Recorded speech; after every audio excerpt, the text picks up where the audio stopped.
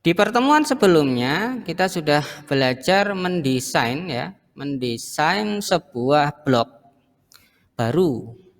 Ya, saya mencontohkan di sini alamat blognya adalah https titik dua slash dua kali. Nah, cara bacanya gitu, carane strip ya pinterbareng.blogspot.com. Satu rangkaian ini namanya domain. Dan ada top domainnya. Top domainnya adalah com. Berarti ini komersial.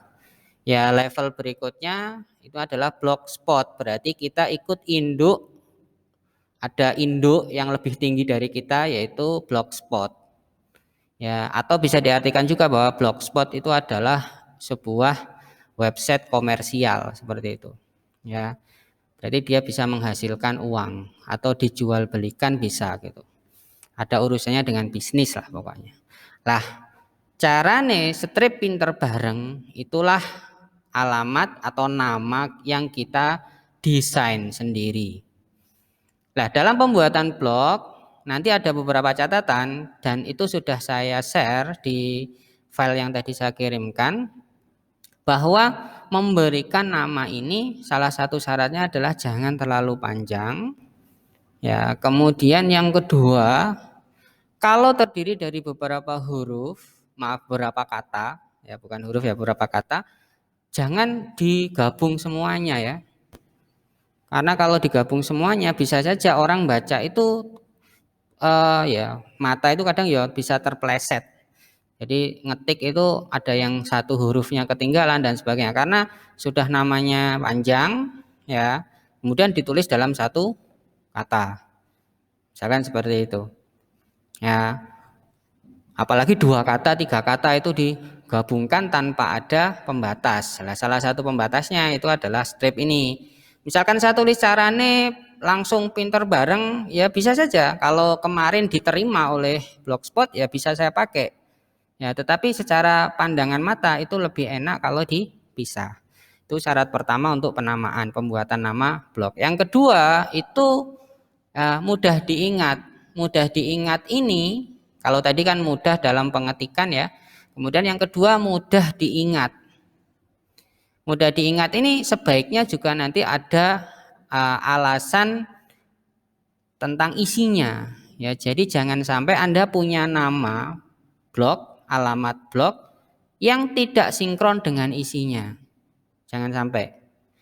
Ya, jadi alamatnya apa? Ya sebisa mungkin isinya mendukung dengan alamat tadi.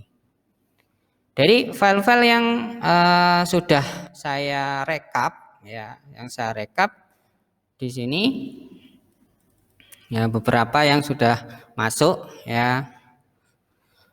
Nah, ini beberapa memang sudah saya buka, saya coba buka, ada yang bisa, ada yang tidak, gitu.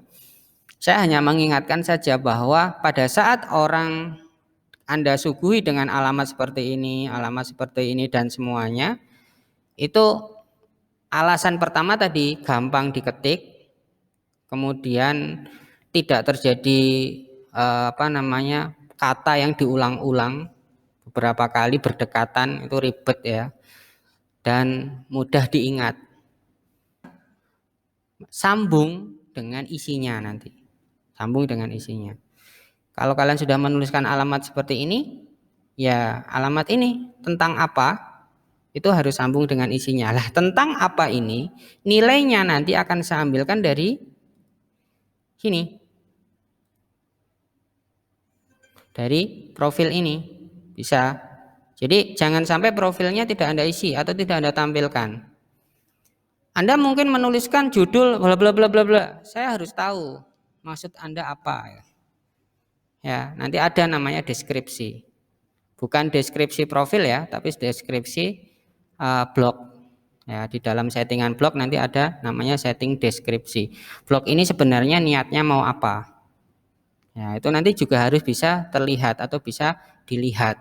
Biasanya kalau deskripsi itu nanti muncul di sini atau muncul di bawah sini, tergantung tema dari blog yang kita gunakan. Tema itu tampilan seperti ini. Nah, hari ini kita akan bahas step by step atau bagian per bagian dari setting blog.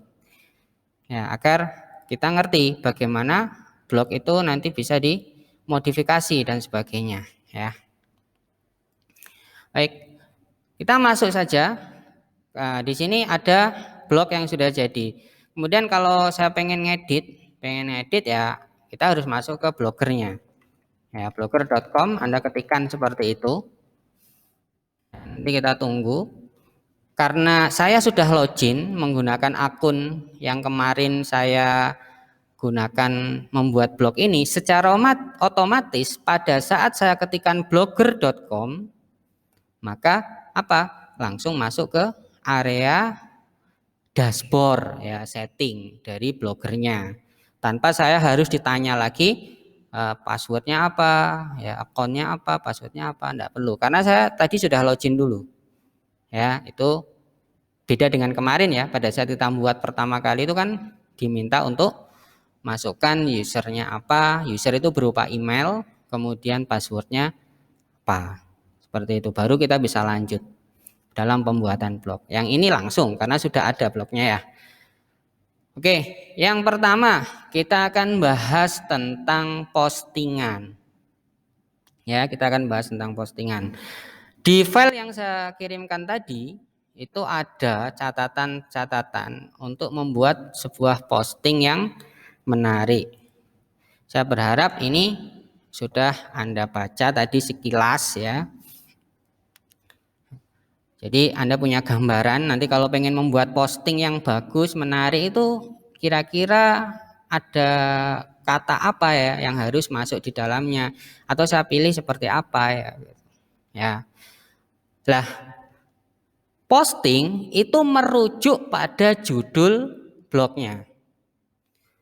Judul blog atau topik itu bebas sebenarnya. Bebas ya, jadi kalian dibebaskan. Mau memilih topik apa, tema apa, blog tentang apa. Gitu. Nah, sebisa mungkin judul atau tema ini support dengan kalian. Atau dibalik tersupport oleh kemampuan kalian.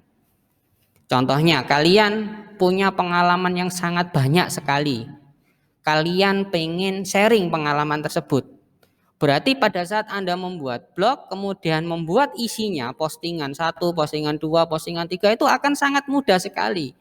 Karena kalian mengalir apa yang pernah kalian alami, kalian curahkan di situ. Anda buat sebagai 1 postingan, 2 postingan, 3 postingan. Dan Anda pengen bercerita tentang apa, itu pun karena sudah Anda alami kejadiannya sendiri, maka apa yang Anda tuliskan itu akan sangat-sangat real.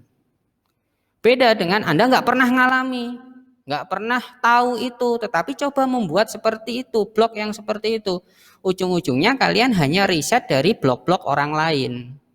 Atau Anda riset dari website-website, atau Anda riset dari mana, secara mendadak. Seringnya seperti itu. Nah, efek instan mendadak yang kalian lakukan untuk membuat postingan itu akan juga terasa di dalam kata-kata postingan tadi. Misalkan Anda tidak punya ide tapi pengen membuat blog. Anda buat blog instan, isinya dari mana? Kopas dari blognya orang lain. Nah, itu bukan kreasi kalian. Blog kalian ada isinya akhirnya ada, tetapi kalian tidak punya jiwa di situ. Ya, dalam setiap postingan yang muncul di blogmu itu Anda nggak punya peran gitu. Misalkan suatu saat itu di cross check, ya di cross check ke kalian, sebutkan ini misalkan postingan ini misalkan tentang apa, tentang produk, katakan Anda memunculkan postingan sebuah produk. Produk itu tidak harus bahan makanan, tidak harus ya, atau apa barang elektronik, tidak harus. Produk, Anda membuat produk apa? Ternyata produk itu bukan buatanmu, ya, tapi kopas, hasil kopas. Saat ada orang tanya, kalian bisa kelimpungan, ya. Kadang ada orang yang benar-benar tertarik dan langsung ngontak, ya, berkomunikasi dengan kalian, seperti itu. Jadi agar blog itu mudah dikembangkan, ya salah satu catatannya adalah Anda buat blog yang sesuai dengan apa yang kalian alami, apa yang Anda miliki, atau sesuai dengan apa yang Anda sukai. Maka itu akan bisa berkembang blogmu. Tapi kalau Anda membuat blog instan yang ujung-ujungnya kopas konten dari tempat lain, blogmu akan stagnan, bingung sendiri. Kemudian topik atau tema itu jangan terlalu luas. Kecuali Anda punya pengalaman, punya bahan yang sangat-sangat banyak. Ya, misalkan Anda buat blog, ya, blog itu boleh banyak, satu email itu boleh banyak. Maka kalau kalian pengen membuat blog, sebaiknya fokus satu-satu. Blog A tentang apa, blog B tentang apa, blog C tentang apa. Masing-masing nanti akan punya ininya sendiri, akan punya fans, akan punya followernya, akan punya penyuka sendiri-sendiri. Jangan satu blog itu untuk segala macam pembahasan, jangan.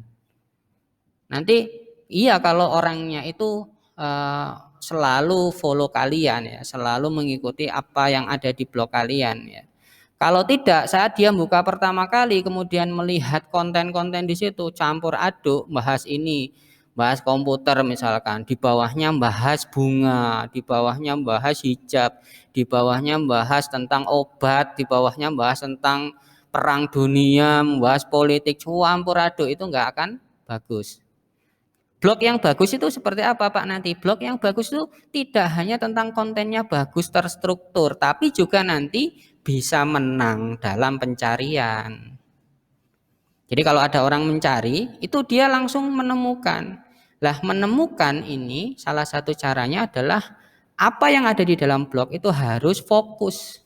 Tidak boleh campur-campur malahan. Aneh ya? Pak, kalau saya campur-campur itu kan berarti bisa ditemukan setiap saat, Pak. Ada tentang politik, orang nyari politik nemukan blog saya. Kemudian dia mencari tentang bunga, ternyata juga menemukan blog saya. Karena isinya campur-campur. Ternyata mesin pencari tidak seperti itu. Cara bermainnya Google tidak seperti itu. Ya, sudah banyak yang mencoba menguji coba membuat seperti itu dan ya kalah. Karena yang menang adalah spesialis malahan dalam proses pencarian. Kalau kalian penyuka bunga, ya, buat blog yang berbicara tentang bunga. Ya, ojo dicampur dengan isinya tentang buku misalkan. Tidak boleh. Nanti jadi ngerancu. Ya. Ulaslah bunga dari mulai yang tidak terkenal sampai terkenal. Anda sedang jalan-jalan di gunung, ada sebuah bunga bagus misalkan. Ya, Anda tanya orang di sana ini namanya bunga apa. Tidak harus tahu nama ilmiah bunga tersebut, nggak harus. Yang penting Anda punya mungkin videonya, Anda punya fotonya, lokasinya, kapan Anda menemukan bunga tersebut, Anda ulas. Ulasannya dari mana? Dari apa yang Anda ngerti. Bunga ada bunga seperti ini berada di gunung ini atau di lereng gunung ini gitu. Saya melihatnya saat saya melakukan pendakian gitu misalkan. Pada tanggal sekian bersama teman-teman dari grup pecinta pendakian ya dan seterusnya. Menurut penduduk sekitar sini ini namanya bunga. Khasiatnya mungkin bisa ini. Atau itu memang bunga liar, tidak dipahami apa khasiatnya. Sebutkan saja itu bunga liar. Anda foto dari segala penjuru ya.